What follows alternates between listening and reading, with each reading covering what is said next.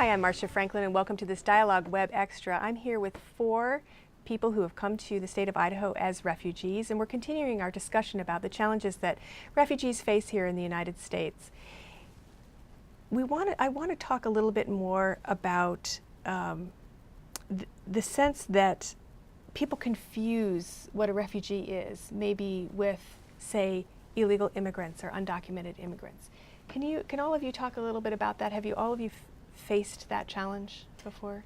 Yes, I did face that, always mistaken by being either an immigrant or a refugee. And what's the difference between an immigrant and a refugee?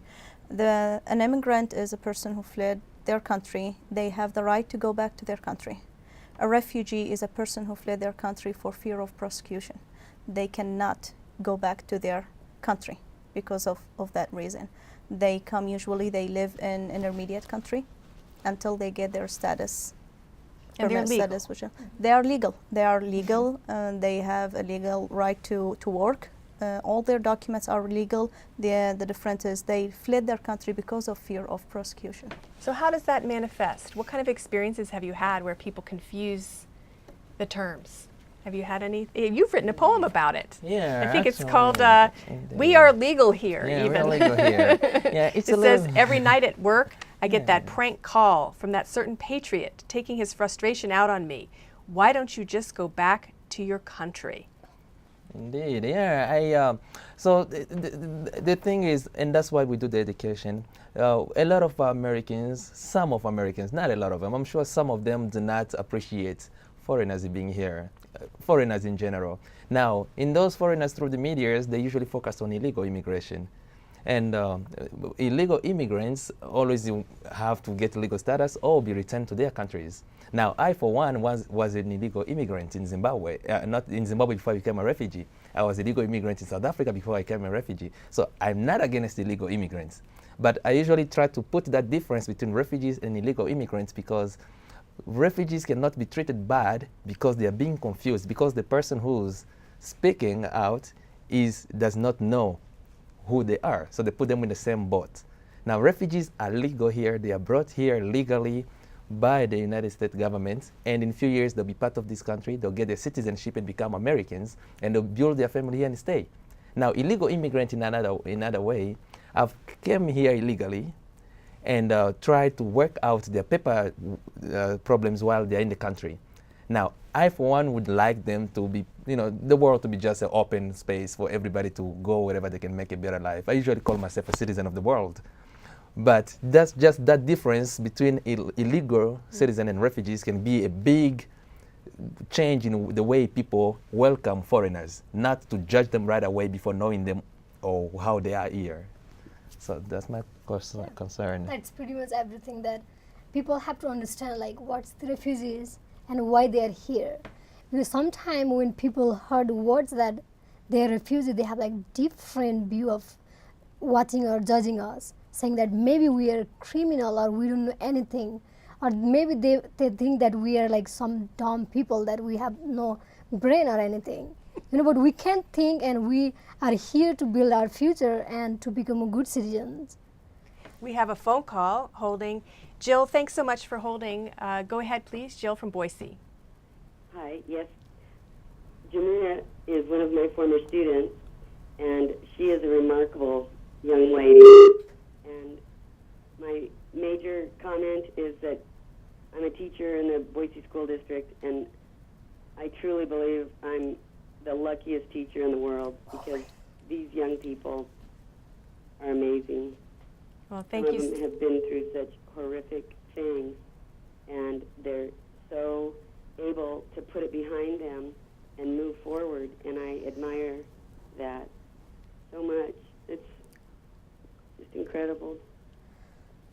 Do you remember Jill? Yes, I do remember. Thank you so much, and you were the best teacher too. Oh, Love you, Miss Mita.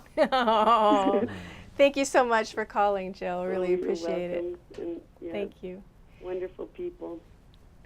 So you've had quite a bit of support. Yeah. I know when you first came, Jose, and it's almost been 10 years ago, things weren't quite set up as well as they might be right now for English language instruction, and you really had some some trials because you were put in with classrooms with people that were very different than you are, yes? So we've advanced, obviously, in Boise, but it wasn't so easy for you, was No, it? it wasn't actually. When I started school, they tested me out of, they said, you know, enough English to go to a regular American school, but that didn't mean that I was good at it. I mean, honestly, when I look back, my skills were very limited, but I was just better to test out from the ELL school academy. So they kind of threw you in because there wasn't really a robust ELL program No, here. and then when they put me in the regular school, there was no such thing, nothing for somebody who has with English is their fourth or third, second language, I would say. For me, it's my fourth language. Fourth language. Fourth language. Wow. So yeah, I did have, in the first year, I struggled a lot in different ways. I struggled just to explain to a teacher, I'm just trying to learn, you know, like I'm trying to learn the rules in here. I didn't know what the rainbow means. I have to be in the class right away. Oh, the bill. Yeah, I didn't know that. I said, well, I have to go to my locker, get my stuff, so what do I do? But I got teachers who got upset at me, and they won't like take their time to explain to me. She just got mad at me, and then after that I learned, okay, I have to be here. And then, but I had some, honestly, in my first year of school in here, I had the greatest support. I was in Hillside Junior High, and I didn't have a single classmate friend, I would say, but the entire school I felt like was my friend, like all the faculties. Yeah, when we were doing a amazing. pre-interview together, you saw one of the librarians Yes, from yes. your junior high school. I was so comfortable with all of them. Still, Mrs. Rammel, Susan Rammel, I don't know if she's listening or not, but she was a great inspiration, great support. Sheila Miller, she teaches at Bora High. She was a great support as well. I mean, throughout my college years till now, I've had some great teachers who have supported me and made me believe in me. You know, told me that you can do what you want. So And what do you want to do? Do you go to graduate school? Yeah, definitely. I got my bachelor's in psychology, and I still am curious about human behavior. I want to figure out the puzzle of why people do certain things and why does Good one luck. choose to. Yeah, it's not easy. No, it's not easy. So in the future, I do want to go either into child development or social psychology, something related to psychology, to figure things out for myself at least. Rasul, you are a case manager, so you have the task of trying to help people get English lessons, help people find the bus, help people learn that the bell means that they need to go to class, help people find housing. It's a big, It's a big huge challenge. So talk a little bit about some of the biggest challenges you face as a case manager. And we have wonderful volunteers, it sounds like, but still, it's very good maybe you volunteers we can't have. plug all the gaps with just volunteers. No, it's a big challenge. It's a big challenge on all levels. I faced it as a refugee when I came, and I'm facing it now with refugees who are coming as their case manager. It's a challenge, especially for the first year, for everyone on all levels. Housing, language, system, culture. The culture is the most difficult in the country, and knowing the difference of the culture, coming from totally different background, coming here, the most challenge that I'm facing now with refugees from all population is the language. Really? Language is a huge barrier. Not knowing where you're going, not knowing how to communicate with a person, that is a very, very But large we have an barrier English for them. language learner There center. is and then that's why we, as case managers, I try to set my clients right away with an English language center, which is a big resource, which is a great source for learning English, improving their English. I know, Fidel, you have the concern, though, that if a single mother comes here with children, which is common from many of the African countries where the men have been killed, that it's very difficult to arrange to go to these classes, and then maybe you get a job at nighttime, and what do you do with the kids? Yeah, that's my main concern. Actually, up to this point, even though things are still hard for everybody, I still feel so much for those single women that are being brought here as refugees and have children who are under the age of 18, so they can't work to help their mother. And that's different. It's In very other different. countries, the children can The work. children yeah. can work at that age and help the mother. So now the mother has to find a job, has to find a way to get her children in school, to pick them up and drop them at school. Those who are too young, they have to find a babysitter And where they learn the can language. find and go to the language and go to work. and they can't get the money to pay the babysitter. Somehow, also when they work, they're in this 4-bedroom apartment because the family is big. The money they're receiving from work can't even pay the expenses. Right, and 8 months. And 8 months is not enough again. The assistance is gone. Assistance is gone, and now they are struggling to pay their rent and wonder how they're going to survive or being thrown out on the street. So that's my biggest concern, is the single women. So what are we seeing? Your father actually, Jamuna, worked for a time in the homeless shelter here. Yeah. Are we seeing homeless refugees? Actually, we had one family in couple months back, and because of in their family they have only like under 18 and old people, those who do not speak English. So nobody to work. Nobody to work, and their kids were in school, and they're under 18, and that's, as we talked before, like they will not allowed to work. So they have to end up in homeless shelter. As an agency, we try to connect our clients, because really after those 8 months you see the real challenge. The first 8 months they are receiving some cash, they are receiving some help with housing. After the 8 months, when the real struggle starts, and that's why our agency and all the other refugee resettlement agencies in Boise try to connect the refugees with other sources in the community. Churches, health and welfare navigators. There are many sources for clients to get help, for housing, to get help for finding jobs. Let me ask you about housing, though, because I've noticed that the refugees seem to be congregated in a few apartment buildings around the city, and I'm wondering, is that legal? It almost seems like it's a ghettoization in a way. I mean, are you finding it? I think there's a lawsuit, is there not, about this issue of? It is a being able to very find- challenge from our part as case managers and as an agency to find housing for refugees. Refugees, they fall in that category. They don't have a background check. They don't have a social security they have the number. strongest background check you can Exactly, have. in which order is to get- very hard for apartment complexes to understand it. When you explain all that to them, that this is the kind of background they have, which is legal, it's from the government, and we can provide them with all the papers.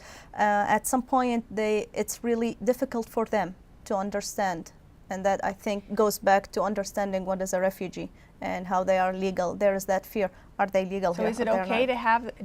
I don't know the law. If it's okay to have everyone in just. I don't think it's okay. I'm not with, zoning legal, the clients and putting them, because that's the whole purpose is to be interactive with the community. Right. So if you're just you with be your same exactly culture, with then your you're same not culture. learning. At the same time, it's hard to find other places that will accept. that will accept refugees. It's really hard, and those few complexes that are working with refugees are pretty much we are forced to have that zoning for the clients. I'm wondering too, are there some refugees that come maybe from a higher class background who are resistant to working at certain jobs? And it makes it difficult to place them because they don't want to do manual labor maybe? It falls under the difference of culture. I come from a society that do have classes. I don't know about others, but it does have classes. Certain jobs are meant for certain classes. And when they come here, they think they can, they have to have the same jobs they had before, which is they can't, because the system is different, the country is different, the level of education is different. When you offer them a job that they feel in their culture, in their background, that is lower than what they supposed to have, certain labor, they will not accept it, and you face another challenge in this issue. And just on that same issue, that's one of the few things that, actually that as the UN Refugee Congress, we're trying to also lobby about. As some refugees come with degrees from different countries, even from Europe. They got their degrees in Europe. Once they arrive here, they cannot practice their degrees in this country. And they can actually speak the language perfect and well, but they still will be limited to practice the same. And we're trying to see if because it requires maybe changing the laws a little bit, but if the Congress can actually adjust the law a little bit to allow refugees who have the higher language skills to practice their degrees in this country, considered at least at the same level that they come, and that may facilitate those who have gone to school for 5 years, 10 years in their home countries and work for a number of years to continue their same profession here. And that will help, it will only not benefit the person, but it also benefit the country itself.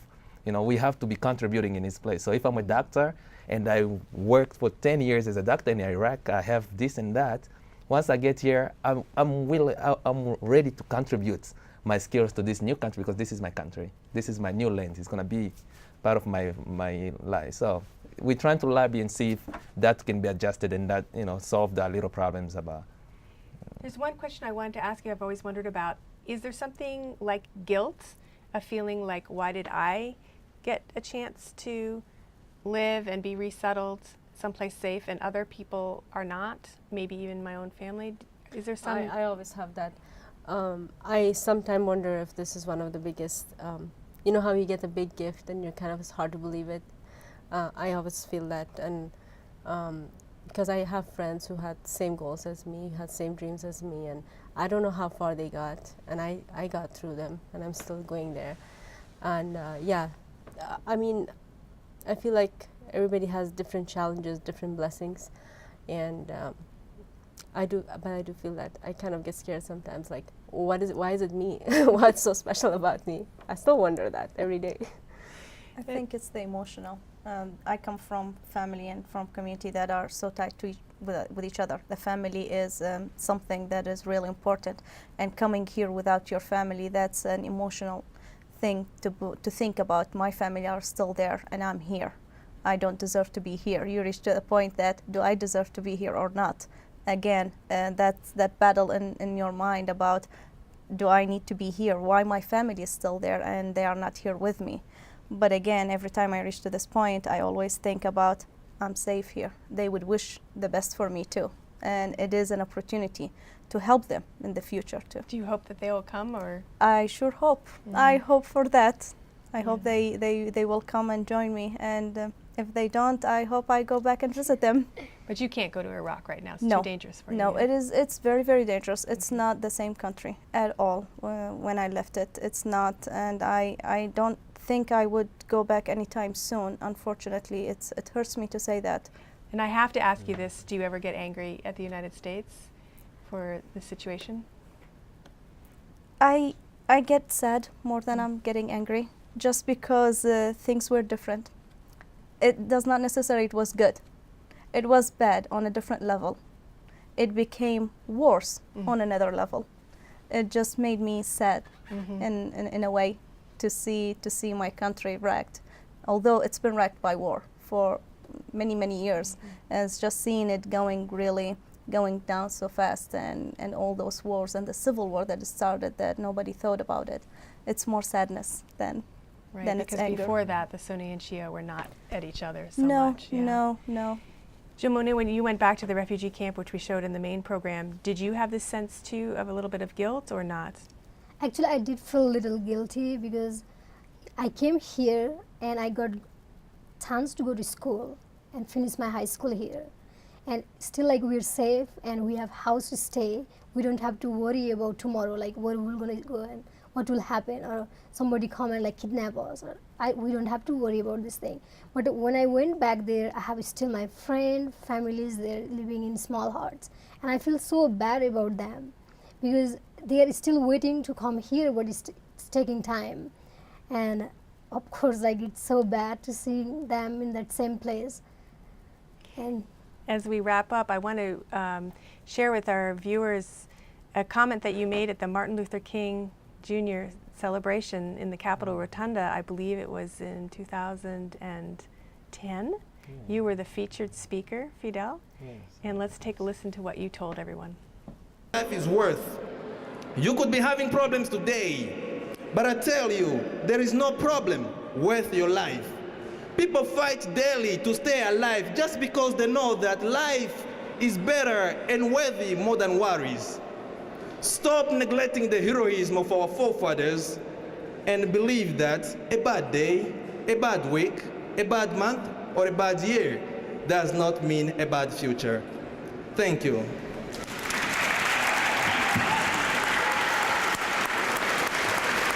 So you are using your experience, your hardships, to inspire people here not to give up in their own lives, which is a wonderful thing.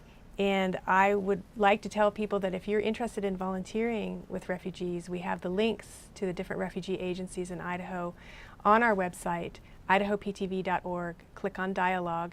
I'm so appreciative to all of you for being here and for talking about your experiences and for your contributions to our country. Thank you so much, and the best of success to you as you move forward. Thank you for having us. Yes. I'm Marcia Franklin. Thanks for tuning in to this Dialogue Web Extra.